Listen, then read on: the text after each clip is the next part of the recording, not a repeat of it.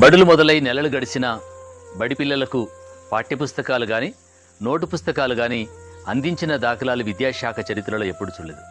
20 సంవత్సరాలుగా నేను గమనిస్తున్నాను. మొట్టమొదటగా బడి తెరవక ముందే వేసవి సెలవుల్లోనే బడిలోకి పిల్లలు రావడానికి ముందే పాఠ్యపుస్తకాలని నోటు పుస్తకాలను అందించినటువంటి తెలంగాణ రాష్ట్ర ప్రభుత్వానికి 24 లక్షల మంది విద్యార్థుల కుటుంబాల పక్షాన వందే మాతరం వేల విద్యాభినందనలు తెలియజేస్తుంది. గౌరవ రాష్ట్ర ముఖ్యమంత్రి గారు శ్రీ రేవంత్ రెడ్డి గారు తీసుకున్నటువంటి ఒక అద్భుతమైనటువంటి నిర్ణయం. పాఠశాలలు ప్రారంభం కావడానికి మరో 20 రోజుల సమయం ఉంది.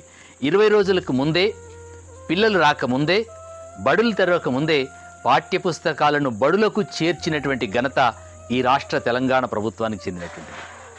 గౌరవ ముఖ్యమంత్రి గారికి ఈ ఘనత వర్తిస్తూ ఉంటుంది.